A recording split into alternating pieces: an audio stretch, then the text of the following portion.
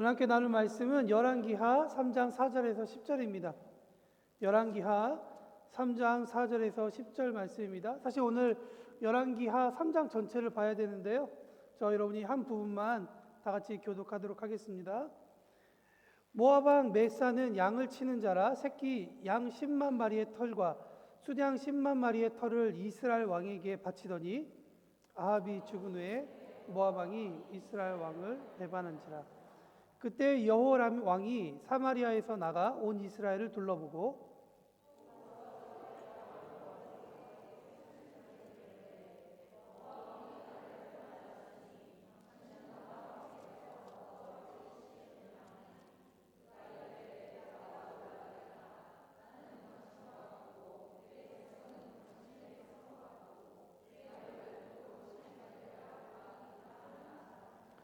여호람이 이르되 우리가 어느 길로 올라가리까 하니 그가 대답하되 에돔 광야길로니이다 하니라.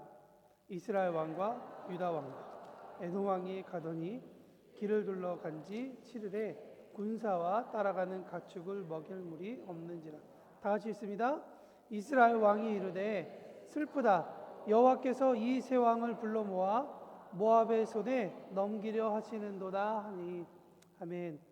오늘 가정의 달을 맞아 세 번째 우리 말씀을 나누고자 싶습니다. 오늘은 청년의 때를 지나가게 하심이라는 주제로 함께 우리 하나님의 마음을 나눠보도록 하겠습니다. 여러분, 때라는 것은 오늘 이야기의 결론적으로 이야기를 하면 무대가 주어지는 것이라고 저는 생각합니다.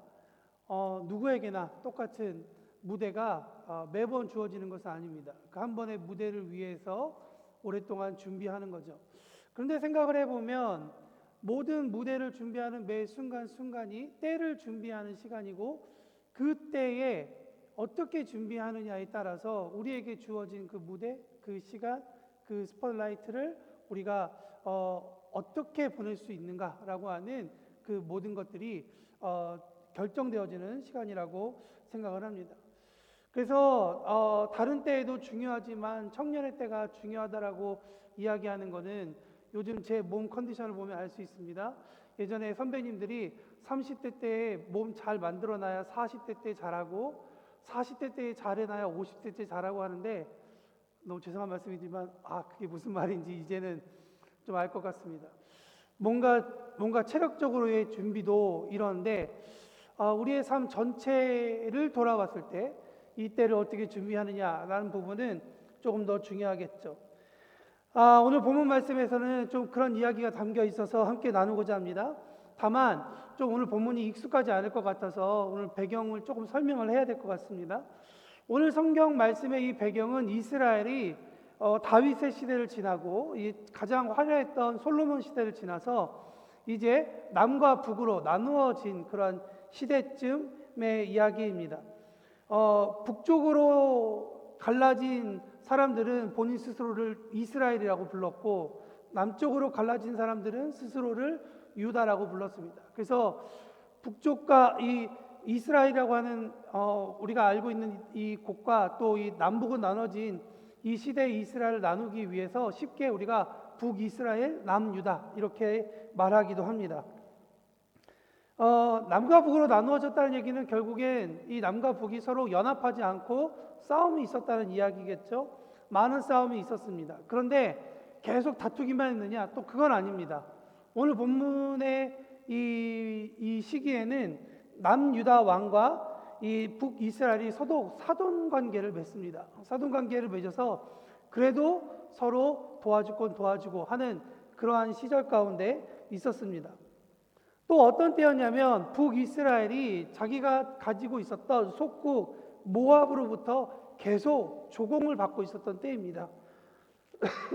오늘 본문 말씀 읽어보시면 4절에 이런 얘기가 나오죠. 양과 수양의 그 털을 이스라엘이 조공을 받았다라고 이야기를 하고 있습니다. 그래서 많은 양의 털들을 다윗의 시대부터 계속 받아왔는데 북이스라엘이 약간 정치적으로 좀 혼란스럽고 아버지였던 아합이 죽자 혼란한 틈을 타서 이제 모압이 더 이상 북이스라엘에게 그들이 바치던 조공을 바치지 않게 되었습니다. 신명기 20장에 보면 이런 말씀이 있죠. 하나님께서 이스라엘과 적국의 관계에 대해서 정리하실 때 이런 얘기를 하십니다. 만약 너희들이 어떤 전쟁을 하려 할 때 그 적국에게 내가 너희들에게 이제 가서 전쟁할 거다 라고 이야기할 때 상대방이 우리 전쟁하지 말고 우리 화평합시다, 평화합시다 라고 이야기를 한다 그러면 그 사람들에게 조공을 받고 그들과 평화의 시대를 이어가라 라고 성경이 이야기하고 있습니다. 그래서 아마도 다윗 시대에 그렇게 있었던 여러 가지 그 조공 시스템이 계속 이어졌었던 것 같습니다. 그런데 조공을 더 이상 받지 못하게 되고 그들이 더 이상 이스라엘을 섬기지 않게 됨으로 인해 이스라엘이 전쟁을 준비했다라고 우리가 이해하면 좋을 것 같습니다. 이것을 성경은 모압이 북이스라엘을 배반함으로써 모압과의 전쟁을 시작하려 했다라고 이야기해 주고 있습니다. 이러한 때 북이스라엘이 어떠한 결정을 하느냐? 전쟁을 하기 위해 먼저 사돈 관계였던 남유다 왕에게 가서 함께 전쟁합시다. 당신의 힘이 필요합니다. 라고 이야기를 합니다. 그리고 마침 남유다도 속국이 있었습니다. 오늘 8절 말씀에 보면 에돔길로 돌아갑시다 라고 이야기하는데 그 에돔이라고 하는 나라도 이 남유다의 속국이었습니다. 그러니 북이스라엘에게 있어서는 남유다하고 연합하면 자연스럽게 에돔이라는 나라도 힘을 같이 합할 수 있어서 이 세 연합국이 모압과의 전쟁을 할 수 있었던 것입니다. 그러니 모압이라는 한 나라의 세 나라의 연합이 얼마나 위협적이었겠습니까? 그들이 전쟁을 충분히 압도할 수 있는 것처럼 보였습니다. 그리고 오늘 성경 말씀에 보니까 이 연합군이 7일 동안 이동하여서 모압과 에돔 사이 경기가 되는 아시의 바위라는 골짜기에 이르렀음을 알게 합니다. 원래 이 골짜기는 사시사철 물이 흘러 넘치는 곳이라 이곳에 가면 물을 충분히 얻을 수 있는 그러한 곳이었습니다. 그런데 오늘 본문 말씀에 보면 어찌된 일인지 그 곳이 말라버렸다라고 성경은 이야기하고 있습니다. 그래서 가축이 목마르게 되었고 전쟁을 준비하고 있었던 군사들이 어려움을 당했다라고 성경은 이야기하고 있는 것이죠. 여러분 여기서 한 가지 의문이 생깁니다. 이스라엘을 한번 갈 기회가 있어서 우리가 다 같이 가면 좋겠는데 굳이 가지 않아도 이스라엘의 땅덩어리의 크기를 보면 차를 타면 북쪽부터 남쪽까지 그렇게 오랜 시간이 걸리지 않는 지형이 이스라엘입니다. 물론 서쪽과 동쪽의 거리도 그렇게 멀지 않습니다. 북이스라엘과 남유다와 에돔이 다 함께 모여서 모압이라고 하는 그러니까 사해의 동편에 있는 그곳을 치러 간다 그러면 그들이 그곳으로 넘어가는 데 있어서 그렇게 많은 시간이 걸리지 않습니다. 그런데 군사들이 그곳을 전쟁을 준비하는 데 있어서 7일이나 걸렸다. 그리고 그곳에 갔는데 물이 풍부해야만 하는 그곳에 물이 더 이상 없다. 그래서 어려움이 생겼다라고 하는 것은 이 전쟁에 있어서 둘 중에 한 가지의 문제가 있는 것이죠. 첫 번째는 전쟁을 제대로 준비하지 않았던지 아니면 전쟁을 제대로 준비했으나 무언가 이 전쟁에 지금 개입하고 있다라는 것을 우리가 알게 됩니다. 10절 말씀에 보면 그 힌트를 얻을 수 있습니다. 10절에 보면 이스라엘 왕이 이르되 슬프다 여호와께서 이 세 왕을 불러 모아 모압의 손에 넘기려 하시는도다. 이 북이스라엘의 왕이었던 이 여호람이라는 왕은 자기의 계획을 철저하게 준비했던 사람이었던 것 같습니다. 자기가 보기에도 세 나라의 연합 군대가 한 나라를 치기에 그리고 그들이 준비한 많은 군사들과 준비한 것들이 이 모압을 치기는 너무나도 충분했다라고 생각을 했습니다. 자기 계획에는 완전했지만 그 완전한 계획이 물 하나가 없다는 이유만으로 이제 큰 위기와 그 계획이 틀어질 아주 그 심각한 상황 가운데 빠지게 되었을 때 그의 마음 가운데 어쩌면 그의 뒤통수를 친 한 이름이 떠올랐을 수도 있습니다. 바로 여호와라는 것입니다. 하나님이시죠. 북이스라엘의 젊은 왕이었던 이 여호람은 환난의 직면에서야 비로소 하나님을 인식하게 되었다라고 성경은 이야기하고 있죠. 성경의 많은 구절이 이 여호람에 대해서 이야기하고 있는데 그가 처음 이곳에서 하나님을 인식하게 됩니다. 모압 왕 원정을 준비할 때는 하나님과 전혀 상관없는 독단적인 생각으로 모든 문제를 풀어가려 했죠. 그냥 군사만 많으면, 군대만 많으면 모압 정도는 내가 이겨낼 수 있겠다. 그래서 세 나라의 힘을 모으는 일을 그는 중심으로 했습니다. 그렇지만 환란이 닥친 후에야 이것이 아무 소용이 없다라는 것을 그는 깨닫고 후회하게 되는 것입니다. 성경은 이 여호람에 대해서 뭐라고 얘기할까요? 오늘 본문은 읽지 않았지만 1절에서 2절에 보면 이렇게 이야기합니다. 유다 왕 여호사밧이 18년에 아합 아들 여호람이 사마리아에서 이스라엘을 12년 동안 다스리니라. 저가 여호와 보시기에 악을 행하였으나 그 부모와 같이 하지는 아니하였으니 이는 저가 그 아비에 만든 바알의 주상, 즉 기둥이죠, 주상을 제거하였음이라 라고 성경은 이야기하고 있습니다. 성경이 말하는 이 여호람이라는 북이스라엘의 왕에 대한 평가는 그는 악하였다라고 이야기합니다. 다만 이 사람은 부모와 같이 바알을 섬기지 않고 우상을 제거하긴 했지만 여로보암이 이스라엘로 범죄하게 한 그 죄 두 가지가 있는데, 하나는 금송아지를 만들어서 하나님 대신에 제사를 드린 것과 또 다른 것은 레위 지파 사람이 아닌 자기가 원하는 사람으로 제사장을 세워서 그로 하여금 제사를 인도하도록 만든 그 두 가지 죄는 계속 이어지고 있다라고 이야기하는 것입니다. 이것은 무엇을 얘기합니까?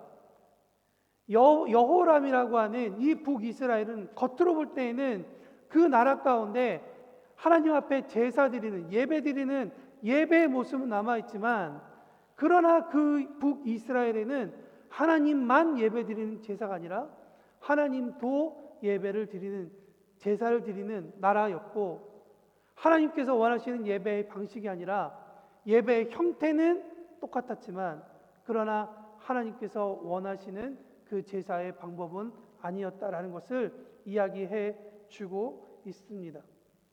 이것은 무엇을 얘기하냐? 여호람이라고 하는 이 젊은 왕이 하나님께 드리는 제사를 드린 것이 아니라 백성들의 마음을 잡기 위해 종교 정책을 펼쳤다라고 이해할 수 있을 것 같습니다. 여러분, 우리가 성경을 읽을 때 늘 기억해야 하지만 성경에 쓰여져 있는 이 인물들의 이름의 의미는 매우 중요합니다. 여호람이라고 하는 의미는 무슨 의미냐? 여호와께서 일으키시다라고 하는 의미를 가지고 있습니다. 그럼에도 불구하고 여호람이라고 하는 왕은 하나님께서 자신의 인생을 일으키시도록 그의 삶을 드리는 것이 아니라 그의 삶을 스스로가 일으키게 하고 하나님 없는 일으킴을 그는 바라고 그의 힘으로 일어나고 있다라는 것을 성경이 우리에게 말해주고 있는 것이죠. 여호람은 모압과의 전쟁에 있어서 하나님을 의지하기보다는 남유다의 군사와 군마를 더 의지했다고 말씀을 드렸습니다. 사돈관계를 이용해서 힘을 얻었을 뿐만 아니라 모압이 생각할 수 없는 그냥 침략 루트를 새롭게 만들어서 허를 찌르는 훌륭한 병법도 선보였습니다. 그렇지만 그 안에 한 가지 잊어버린 사실이 있는데 무엇이냐? 이스라엘 백성이 가나안 땅에 들어가기 전에 하나님께서 이스라엘은 전쟁은 이렇게 해야 된다라고 하는 것에 대한 하나님의 가르침을 잊어버렸다는 겁니다. 다른 나라들은 다른 나라가 가지고 있는 전쟁의 방식이 있는데 구별된, 하나님께서 구분하신 이스라엘은 이스라엘만의 전쟁의 방법이 있다는 것입니다. 신명기 1장 30절에 보면 애굽에서 너희를 위하여 너희 목전에서 모든 일을 행한 것 같이 이제도 너희를 위하여 내가 싸울 것이다. 여러분, 이스라엘에게 있어서 전쟁은 왕이 주도하는 것이 아니라, 사람이 주도하는 것이 아니라 하나님께서 주도한다는 것을 이야기합니다. 이거 하나 때문에 이스라엘은 다른 국가와 구분되는 것이고 다른 민족과 구별되는 것입니다. 이스라엘의 전쟁 방법은 사람이 우선이 아니라 하나님께서 이스라엘을 위해 싸우시는 것이죠. 그래서 여러분, 이스라엘 백성들이 여호수아서 본다 이 전반기에 보면 언제나 싸움하기 전에 하나님 앞에 이 싸움할 때 함께 자주 질문합니다. 주님, 우리가 올라가야 됩니까? 우리가 이 전쟁을 해야 됩니까? 우리가 어떻게 해야 됩니까? 그런데 자꾸만 후반기로 가면 갈수록, 다시 말하면 이스라엘이 점점 악해지면 악해질수록 이것에 대한 질문이 성경에 기록되지 않는 것입니다. 찾아볼 수가 없다는 것이죠. 둘 중에 하나겠죠? 너무나 당연하기 때문에 안 적혀 있던지, 아니면 전혀 행하지 않았기 때문에 안 적혀 있던지. 물 부족 하나로 이 힘도 명분도 충분했던 북이스라엘 왕 여호람에게 이 전쟁에 큰 위기가 생깁니다. 어쩌면 그가 예상하지 못한 하나님의 개입에 옴짝달싹 한 걸음도 못 움직이는 상황에 빠지게 된 것입니다. 그리고 그때 여호람이 마침내 하나님 여호와라는 그 이름을 발견하게 된 것이죠. 여러분, 오늘 본문을 보면서 이런 생각을 해보기도 합니다. 그냥 악한 왕은 악한 왕이니까 악의 대가를 그냥 치르게 하시지. 요즘 우리가 민수기나 신명기를 읽어보면서 배우는 것처럼 그냥 눈은 눈, 이는 이, 죽음은 죽음, 그냥 그렇게 깨끗하게 처리하시지, 왜 이렇게 악한 왕을 끝까지 하나님께서 이렇게 고통스럽도록 그의 삶을 쑤시고 계시나 라는 생각을 해봅니다. 근데 여러분, 그 생각을 한번 뒤집어서 생각해 보면 하나님의 마음이 그런 게 아닌가라는 생각이 듭니다. 우리가 얼마 전에 읽었던 이 신명기 말씀에 보면 하나님의 율법을 기록한 비석과 제사함의 제단이 축복의 율법을 선언하는 산에 세워진 것이 아니라 저주를 선언하는 산에 세워졌다는 것을 우리가 알게 됩니다. 이 에발산이라는 산에 거기 하나님께서 두신 이유가 무엇일까? 이것은 하나님의 의로우신 성품을 나타내는 것이죠. 죄를 지은 사람에게, 죄를 지은 사람은 누구든지 율법이 써 있는 그 비석에 써 있는 율법을 보고 자기 안에 철저한 죄를 깨닫게 하고, 그리고 그러나 거기서 깨닫고 끝나는 것이 아니라 그 옆에 있는 제단에 가서 그곳에서 율법을 통해 죄가 철저하게 깨어지고 제사를 통해 하나님 앞에 회개하고 용서함 받는 그 일을 하나님께서 이루시도록 그들에게 그렇게 이야기하고 있는 것입니다. 의로우신 하나님의 성품뿐만 아니라 저는 한 번 선택한 이스라엘에 대해서 회개하고 돌아오도록 수많은 기회를 주시려고 하나님께서 그 저주의 산에 율법과 제단을 그곳에 두었다고 생각을 합니다. 그것이 하나님의 사랑이 아닐까 생각을 합니다. 악했던 왕을, 여호람이라고 하는 왕을 그 자리에서 그냥 왕위에서 폐위시키거나 아니면 그의 삶을 그냥 거기서 끝내버렸음에도 불구하고 하나님은 여호람의 삶을 아주 여러 가지 명분을 찾아서 그에게 회개할 수 있도록, 하나님 앞에 돌아올 수 있도록 계속 그를 부르는 것 같습니다. 절망에 빠져 있었던 젊은 왕에게 한 가지 위기를 풀어낼 방법이 그래서 마침내 생긴 것입니다. 11절 말씀에 보면 이런 말씀이 있습니다. 여호사밧이 이르되 우리가 여호와께 물을 만한 여호와의 선지자가 여기 없느냐 하는지라. 이스라엘의 왕의 신하 중 한 사람이 대답하여 이르되 전에 엘리야의 손에 물을 붓던 사밧의 아들 엘리사가 여기 있나이다. 하나님께서 여호람이라고 하는 악한 왕 옆에 여호사밧이라고 하는 하나님의 선한 왕을 그에게 붙여주셨다는 겁니다.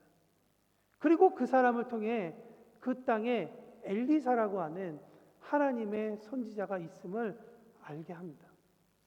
여러분, 이것이 여호람에게 다시 하나님 앞에 돌아서고 다시 일어설 수 있도록 기회를 주시는 하나님의 사인이라고 저는 믿습니다. 여호람은 그래서 유다 왕과 에돔 왕과 함께 엘리사에게로 갑니다. 그런데 이 11절 이후의 말씀을 읽어보면 선지자 엘리사는 그 왕을 보려고 하고 싶지 않았습니다. 왜냐하면 여호람이라고 하는 왕은 비록 바알 신상을 제거하긴 했지만 여전히 거짓 선지자들의 말을 듣고 믿고 가까이 했기 때문에 왕이긴 그가 그렇게 행동했기 때문에 북이스라엘이 하나님의 말씀을 듣지 않고 거짓 선지자들의 따름을 따라갔기 때문입니다. 그곳에 대한 의분이 될 수도 있겠죠. 그럼에도 불구하고 하나님께서 엘리사의 마음을 돌이키는 것처럼 오늘 성경이 보입니다. 왜 그랬을까? 저는 오늘 우리가 읽지 않았지만 14절 말씀에 그 이야기가 나와 있습니다. 엘리사가 이야기합니다. 내가 만일 유다 왕 여호사밧의 얼굴을 봄이 아니면 그 앞에서 당신을 향하지도 아니하고 보지도 아니했을 것이다. 여러분, 왜 이런 이야기가 나왔을까? 오늘 본문 말씀에 이 2절 말씀에 보면 한 가지 사건이죠. 아까도 읽었지만 4절 말씀에 보니까 2절 말씀에 보면 여호람이 하나님 앞에 자기의 아버지와 같이 행동하지 않고 그의 아버지가 세웠던 바알 신상을 제거했다라고 하는 이유 때문입니다. 여러분, 바알 신상을 제거했다라는 것은 10계명 제2계명이죠.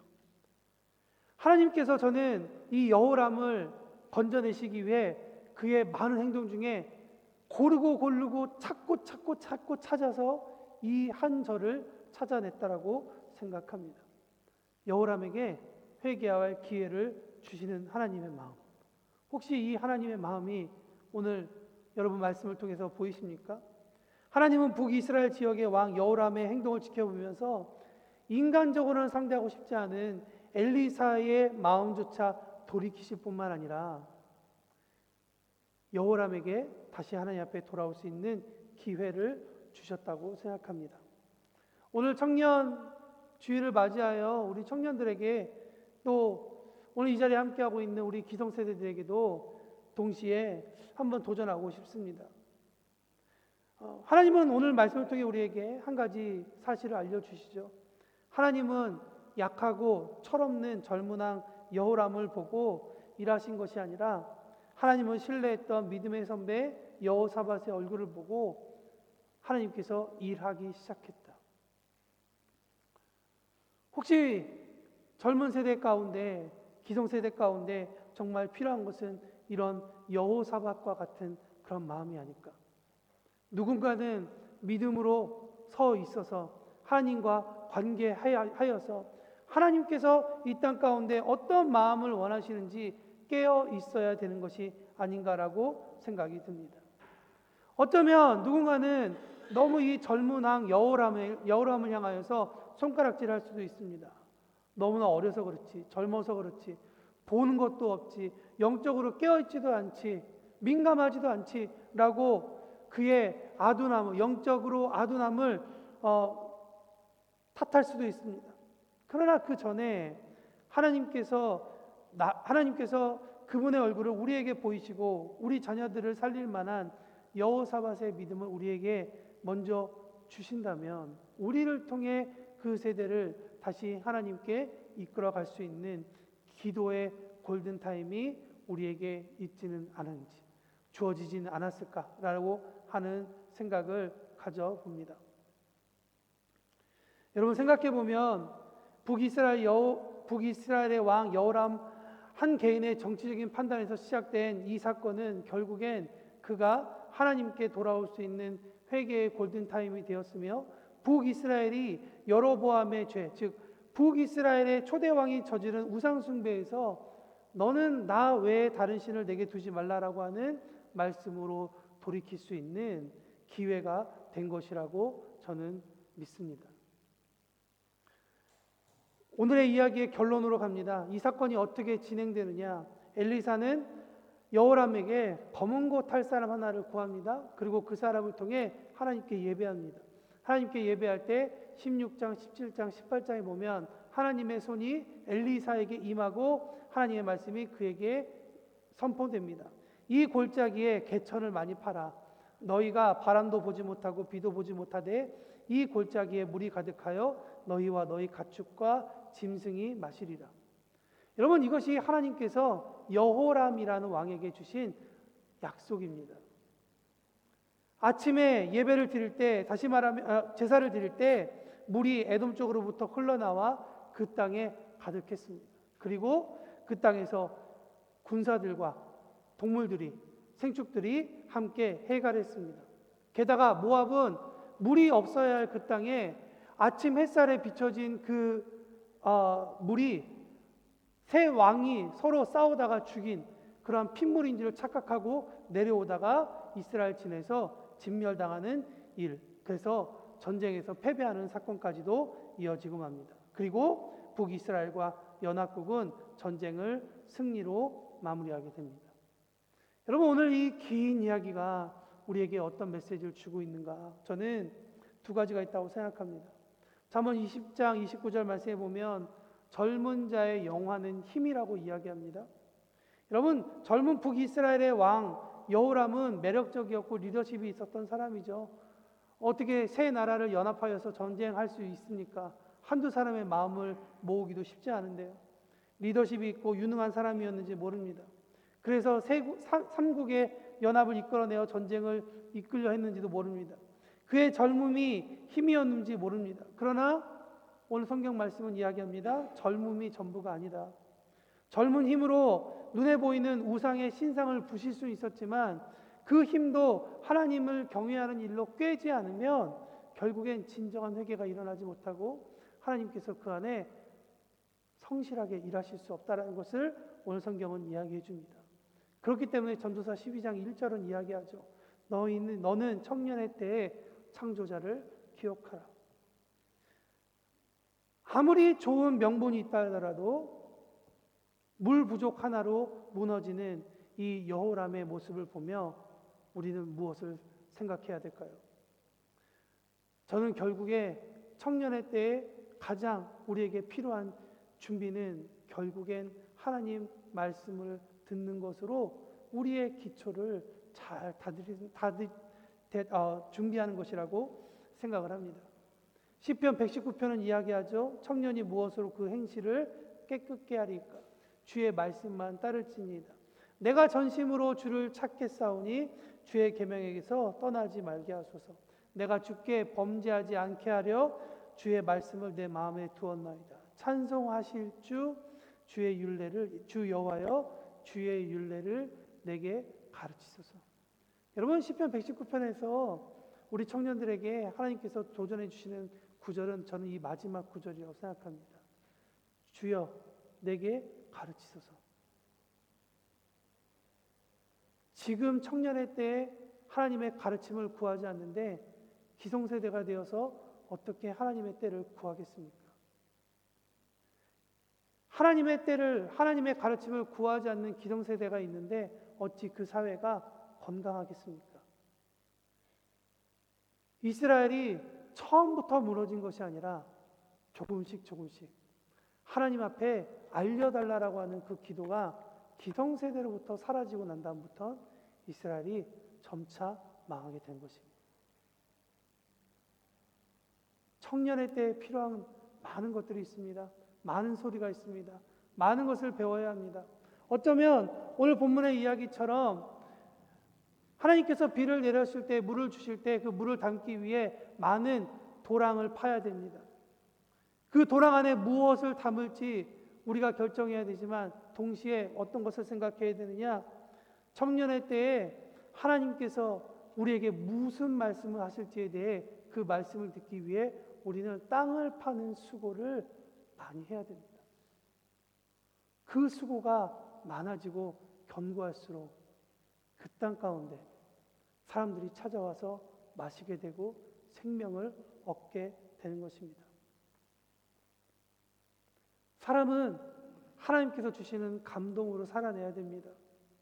하나님께서 깨우치게 하는 그 비전으로 살아내야 합니다. 그러나 그것은 하루아침 그냥 우리 가운데 뚝 떨어지는 것이 아닙니다. 오랜 시간 동안 기경이 필요하고 그 땅에 땅을 파는 수고가 필요하다는 것입니다. 개천에 이 골짜기에 개천을 파는 이 도랑을 파는 일만 어찌 청년들만 해야겠습니까? 우리 기성세대 모두도 함께 그 일에 참여해야 할 것입니다. 자녀들에게, 우리 청년들에게 세상에 좋은 스펙을 쌓고 좋은 직장이라고 하는 세상의 병법을 준비하라 가르쳐야 합니다. 그리고 그 일을 잘 감당하기 위해 이런저런 스킬이 필요하다 알려주어 지혜도 전달해야 합니다. 그러나 인생의 가뭄이 올 때 하나님의 은혜를 담아낼 수 있는 그 개천, 그 웅덩이를 파는 작업을 우리가 기성세대가 젊은이들에게 가르치지 않는다면, 또 젊은이들이 그 일을 하지 않는다면 위기의 순간에 무엇으로 살아남을 수 있겠습니까? 말씀을 마칩니다. 어쩌면 우리에게는 이 여호람과 같이 영적으로는 여전히 미숙한 때를 지나가고 있는지 모르겠습니다. 나이를 불문하고 내 힘을 빼고 하나님의 말씀 앞에 무릎을 꿇고 우리에게 주어진 시간, 하나님의 말씀에 순종하여서 주님께서 우리에게 개천을 파라 할 때 그 개천을 파내시는 우리 청년들, 그리고 우리 기성세대가 되기를 예수님의 이름으로 축원합니다. 이 시간 말씀하시면 찬양하시며 우리의 삶을 돌아보길 원합니다. 주님께서 우리에게 어떤 말씀하시는지를 다시 한번 기억해보고 주시는 우정 가운데 우리의 삶을 다시 한번 느끼기 바랍니다.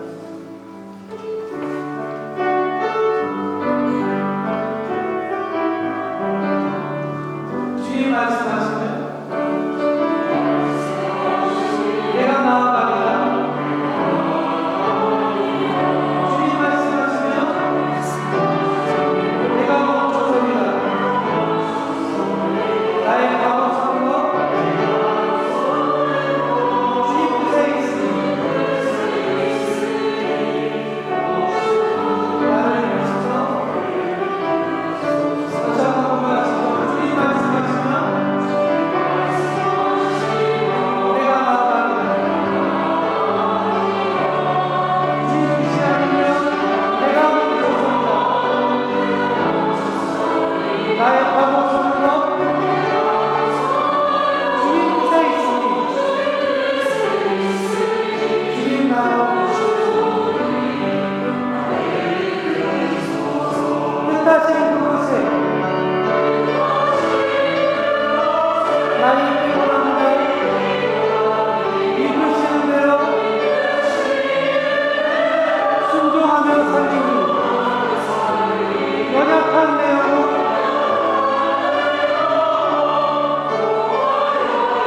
주님 나라와 그 뜻을 위하여 뜻하신 그곳에 나의 깨어난다.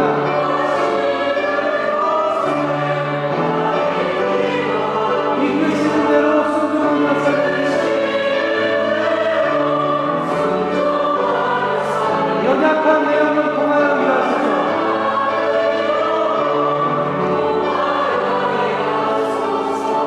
주님 나라와 그 뜻을 위하여 주님 나라와 주님 나라와 그 뜻을 위하여 다시 한 번 더 주님 나라와 주님 나라와 그 뜻을 위하여 오 주님 나를 기도하시죠. 주님, 우리의 힘과 우리의 지혜만을 가지고 이 세상을 살 수 없습니다. 주님 앞에 우리의 모든 것을 내어드리고 하나님 말씀 가운데 싸워갈 수 있도록 주님 우리에게 영적 깨달음을 주십시오. 또한 주님께서 우리에게 말씀하실 때 은혜의 호랑을, 은혜의 웅덩이를 투입할 수 있는 우리가 되게 하여 주십시오. 주님의 은혜가 우리 가운데 임할 때 가득 주님의 은혜 가운데 은혜를 채우며 또 삶이 누릴 수 있는 것을 낼 수 있도록 인도하여 주십시오. 그런 마음 하나님께 기도하도록 하겠습니다.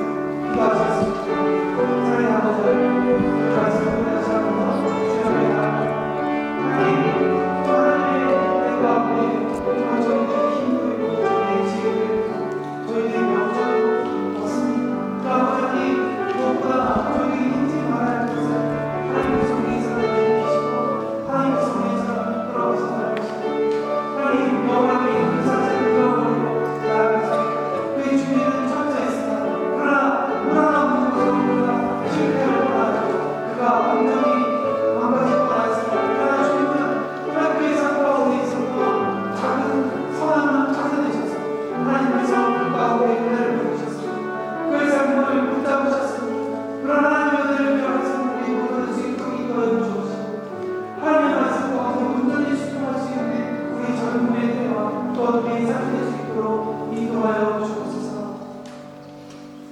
주님, 오늘 말씀 가운데 우리가 온전히 서기를 원합니다.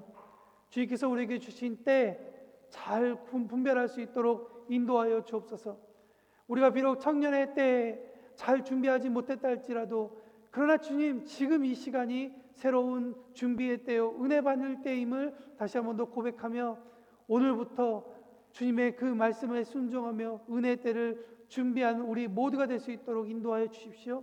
무엇보다 주님께서 우리 청년들을 이 땅 가운데 정말 하나님보다 더 좋고 하나님보다 누릴 것이 많은 이 땅 가운데 하나님을 붙잡겠다고 선언하고 믿음의 고백으로 살아가는 우리 청년들의 한 명 한 명의 삶을 주님께서 인도하여 주옵기를 간절히 바라고 원합니다.